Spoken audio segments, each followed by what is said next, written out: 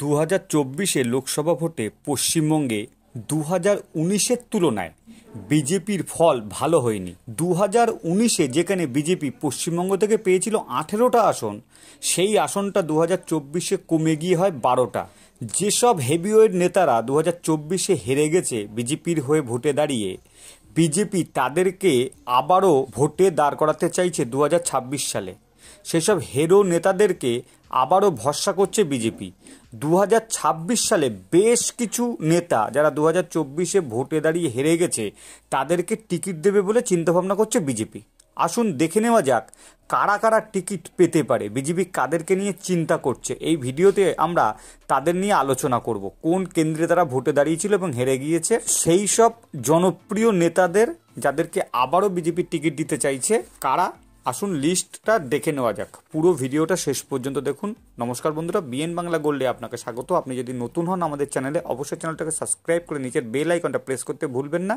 আমরা এই চ্যানেলে রাজনৈতিক ভিডিও আনি এবং তার বিশ্লেষণ করি। তো আজকে আমরা আলোচনা করছি 2024-এর লোকসভা ভোটে বিজেপির যেসব নেতারা হেরে গিয়েছে লোকসভা ভোটে, তাদের মধ্যে বেশ কিছু নেতাকে বিজেপি আবারও 2026 সালে বিধানসভা ভোটে টিকিট দিতে চলেছে, এমনটাই শোনা যাচ্ছে। কারা তারা, তাদের নাম আমরা এই ভিডিওতে আলোচনা করব। প্রথমেই যে নামটা বলবো তিনি হচ্ছেন খুব জনপ্রিয় নেতা উত্তরবঙ্গের, নিশীথ প্রামাণিক, যিনি কোচবিহার কেন্দ্র থেকে ভোটে দাঁড়িয়েছিলেন জগদীশ চন্দ্র বসুনিয়ার কাছে। তিনি হেরে গিয়েছিলেন 2021 সালেও, কিন্তু তখন এমপি ছিল নিশীথ প্রামাণিক এবং কেন্দ্রের প্রতিমন্ত্রী ছিল। 2021 সালে কিন্তু তখন বিধানসভা ভোটে দাঁড়িয়েছিলেন, টিকিট দিয়েছিল বিজেপি এবং জিতেও গেছিলেন। কিন্তু বিজেপি যেহেতু ক্ষমতায় আসতে পারেনি, তাই ভোটের পরে আবার রিজাইন দিয়ে এমপিতেই ছিলেন এবং মন্ত্রী ছিলেন। কিন্তু 2024-এ উনি হেরে যান তৃণমূলের কাছে, তৃণমূলের জগদীশ চন্দ্র বসুনিয়ার কাছে। এরপর যে নামটা বলবো, জনপ্রিয় নেত্রী, তিনি হচ্ছেন অগ্নিমিত্রা পাল। মেদিনীপুর কেন্দ্র থেকে ভোটে দাঁড়িয়েছিলেন, জুন মালিয়ার কাছে হেরে যান। হ্যাঁ, অগ্নিমিত্রা পাল কিন্তু বর্তমানেও এমএলএ, কিন্তু সেটা অন্য কেন্দ্রের। লোকসভা ভোটে তিনি দাঁড়িয়েছিলেন এবং হেরে গেছে, তাই এমএলএ এখনো আছেন। স্বাভাবিকভাবে তিনি কিন্তু 2026 সালে টিকিট এমনিতেও পাবেন, যেহেতু এমএলএ জেতা হয়ে আছেন। লোকসভা ভোটে তিনি হেরে গিয়েছিলেন। এরপর যে নামটা বলবো, হেভিওয়েট নাম, সুভাষ সরকার, ডাক্তার সুভাষ সরকার। তিনি বাঁকুড়া কেন্দ্র থেকে হেরে গিয়েছিলেন অরূপ চক্রবর্তীর কাছে। আগের বার মানে 2019 সালে কিন্তু জয়লাভ করেছিল এই বাঁকুড়া কেন্দ্র থেকে, এবং তিনি কেন্দ্রের প্রতিমন্ত্রী ছিলেন, স্বাস্থ্য প্রতিমন্ত্রী সম্ভবত তিনি ছিলেন। সুভাষ সরকার, ডাক্তার সুভাষ সরকার, ওনাকেও কিন্তু বিজেপি আবারও 2026-এ বিধানসভায় লড়াবেন, এমনটাই মনে করা হচ্ছে। অসীম কুমার সরকার, জনপ্রিয় একজন গায়ক, তিনিও কিন্তু বর্তমানে বিধায়ক আছেন, কিন্তু লোকসভা ভোটে তাকে টিকিট দিয়েছিল বিজেপি এবং হেরেও যায়। কার কাছে হেরে যায়? বর্ধমান পূর্ব কেন্দ্র থেকে দাঁড়ান শর্মিলা সরকার, ডাক্তার শর্মিলা সরকারের কাছ থেকে তিনি হেরে যান। তিনি এখন বিধায়ক আছেন এবং স্বাভাবিকভাবেই কিন্তু 2026-এ তিনি আবারও টিকিট পাবেন। এরপর বলবো খুব বড় হেভিওয়েট নাম, যিনি 2024 সালে হেরে যান, জেতা আসন থেকে তাকে সরানো হয়েছিল, এই নিয়ে তার ক্ষোভ আছে। মেদিনীপুর আসনে তার আগের বার তিনি জয়লাভ করেছিলেন। দিলীপ ঘোষ, যিনি বর্ধমান দুর্গাপুর আসন থেকে প্রতিদ্বন্দ্বিতা করেন এবং কীর্তি আজাদের কাছে, ক্রিকেটার কীর্তি আজাদের কাছে তিনি হেরে যান। দিলীপ ঘোষ কিন্তু 2026 সালে টিকিট পাচ্ছেন, এটা কিন্তু এক প্রকার নিশ্চিত। হ্যাঁ, দিলীপ ঘোষ যে আসন থেকে লড়তে চাইছেন, খড়গপুর, সেই খড়গপুরই দিলীপ ঘোষকে দেওয়া হবে বলে কিন্তু এখনো পর্যন্ত বিজেপির তেমনই চিন্তা ভাবনা। এরপর হচ্ছে সুরেন্দ্র সিং আলুওয়ালিয়া, বিজেপির খুব পুরনো নেতা, যিনি আসানসোল থেকে দাঁড়িয়েছিলেন। তার আগে বর্ধমান দুর্গাপুর ছিলেন, ওনাকে সরিয়ে আসানসোলে নিয়ে যাওয়া হয়, আর দিলীপ ঘোষকে নিয়ে আসা হয় বর্ধমান দুর্গাপুরে। তো বর্ধমান দুর্গাপুরও বিজেপি হারে, আবার আসানসোলও বিজেপি হারে সত্যউনা সিনহার কাছে। সুরেন্দ্র সিং আলুওয়ালিয়া কিন্তু এনাকেও টিকিট দেওয়া হবে, এটাই কিন্তু এক প্রকার নিশ্চিত। এরপর বলবো ঝাড়গ্রাম কেন্দ্রে দাঁড়িয়েছিল বিজেপির প্রার্থী প্রণত টুডু দাঁড়িয়েছিলেন, উনি কালীপদ সোরেনের কাছে হেরে যান। ঝাড়গ্রামে কিন্তু তার আগের বার কিন্তু বিজেপি খুব ভালো ফলাফল করেছিল, কিন্তু 2024-এ কিন্তু বিজেপি ভালো ফলাফল করতে পারেনি, 2021-এও খুব ভালো ফলাফল করতে পারেনি, কিন্তু 2019-এ খুব ভালো ফলাফল করেছিল কিন্তু ঝাড়গ্রামে। এরপরে পিয়া সাহা, যিনি বোলপুর কেন্দ্রে দাঁড়িয়েছিলেন, অসিত কুমার মালের কাছে, তৃণমূলের প্রার্থীর কাছে হেরে যান।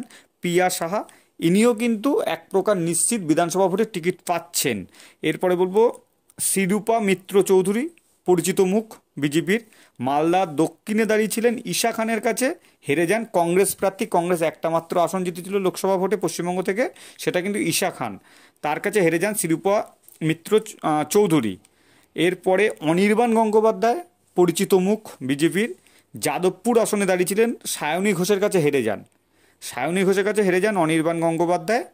তিনিও কিন্তু 2026-এর টিকিট পাচ্ছেন এক প্রকার নিশ্চিত। এরপরে শিলভদ্র দত্ত, তৃণমূল থেকে আসা নেতা। শিলভদ্র দত্ত দমদমে সৌগত রায়ের বিপরীতে দাঁড়িয়েছিলেন, তিনিও হেরে গিয়েছেন। তিনিও কিন্তু 2026-এর টিকিট পাচ্ছেন এক প্রকার নিশ্চিত বিজেপির হয়ে। রেখা পাত্র বসিরহাট কেন্দ্র থেকে দাঁড়িয়েছিলেন, সন্দেশখালীর প্রতিবাদী মুখ। হাজি নুরুল ইসলামের কাছে হেরে গিয়েছেন। হাজি নুরুল ইসলাম কিন্তু তারপরে মারা গিয়েছে। বসিরহাট লোকসভা কিন্তু এখন ফাঁকা পড়ে আছে, কোনো এমপি নেই যেটা শোনা যাচ্ছে। এবং রেখাপাত্র নিশ্চিতভাবে 2026-এর টিকিট পাবে সন্দেশখালী কেন্দ্র থেকে, কারণ সন্দেশখালী কিন্তু বসিরহাট লোকসভার মধ্যে সন্দেশখালী কিন্তু বিজেপি 7,000 ভোটে জিতে আছে। হাজি নুরুল ইসলাম বসিরহাট লোকসভা জিতলেও সন্দেশখালীতে কিন্তু বিজেপি মানে তৃণমূল জিততে পারেনি, বিজেপি ওখানে জিতে আছে। সেক্ষেত্রে রেখাপাত্র নিশ্চিত সন্দেশখালী থেকে টিকিট পাচ্ছে। আর বসিরহাট লোকসভায় আবারও ক্যান্ডিডেট বিজেপি দেবে উপনির্বাচনে, সেখানে রেখাপাত্রকে দিতেও পারে, না দেওয়ার সম্ভাবনাটাই বেশি। এরপর চলে যাব দেবশ্রী চৌধুরী, আর একজন জনপ্রিয় নেত্রী বিজেপির। দক্ষিণ কলকাতায় মালা রায়ের বিরুদ্ধে দাঁড়িয়েছিলেন এবং হেরে গেছেন। দেবশ্রী চৌধুরী কিন্তু এর আগে কিন্তু অন্য কেন্দ্রে ছিলেন, তাকে সরিয়ে কিন্তু আবার এইদিকে নিয়ে আসা হয়েছে, উত্তরবঙ্গের দিকে ছিল, সে কিন্তু হেরে গিয়েছে। তিনিও কিন্তু টিকিট পাচ্ছেন, এটা নিশ্চিত। তাপস রায় তৃণমূল থেকে আসা নেতা, সুদীপ বন্দ্যোপাধ্যায়ের বিপরীতে দাঁড়িয়েছিল উত্তর কলকাতায়। তাপস রায় হেরে গিয়েছে। তাপস রায়কে কদিন আগেও প্রধানমন্ত্রীর মঞ্চে দেখা গিয়েছে।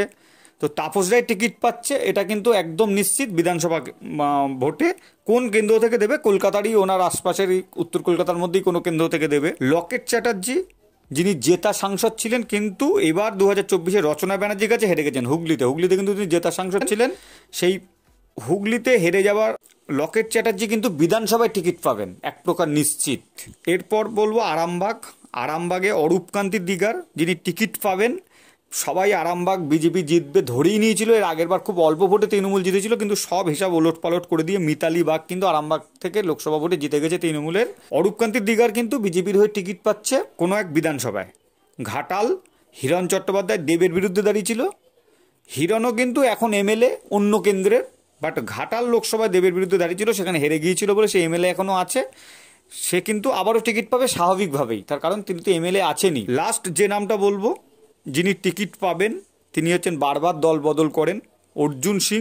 ব্যারাকপুরে পার্থ ভৌমিকের বিরুদ্ধে দাঁড়িয়েছিলেন। আগের বার অর্জুন সিং জিতেছিল দীনেশ ত্রিবেদীকে হারিয়ে, কিন্তু এবারে 2024-এ আর জিততে পারেননি, পার্থ ভৌমিকের কাছে হেরে যায়। সেই অর্জুন সিং টিকিট পাবে স্বাভাবিকভাবে, একদম নিশ্চিত কনফার্ম বিজেপির, যদি উনি বিজেপিতে থাকেন। তো মোট আমরা এখানে বেশ কিছু নেতার নাম বললাম যারা 2024-এ লড়াই করেছে এবং হেরে গিয়েছে। তার মধ্যে 2-1টা নাম যারা লড়াই করেছে কিন্তু তারা আবার এমএলএও ছিল, কিন্তু তারা জিততে পারেনি, তাই এমএলএ তারা আছে, তারা তো টিকিট পাবেই। প্লাস বেশ কিছু নাম যেগুলো একদম বিজেপির হেভিওয়েট ক্যান্ডিডেট, যেগুলো যেমন তাপস রায়, লকেট চ্যাটার্জি, অর্জুন সিং, নিশীথ প্রামাণিক, অগ্নিমিত্রা পাল, ঠিক আছে, দিলীপ ঘোষ, এনারা তো টিকিট পাচ্ছেনই। আপনি কি মনে করছেন 2026 সালে বিজেপি এই ক্যান্ডিডেটগুলোকে এই ক্যান্ডিডেটগুলোকে কি টিকিট দেওয়া উচিত হবে বিজেপির? আপনার মতামত কি? এরা তো 2024 সালে হেরে গিয়েছে, এদেরকে কি টিকিট দেওয়া উচিত হবে? মানুষকে এদেরকে গ্রহণ করবে? আপনার মতামত কমেন্টস করে জানান। ভিডিও ভালো লাগলে লাইক করবেন। ধন্যবাদ। নতুন ভিডিও দেখার খুব তাড়াতাড়ি সাথে থাকবেন।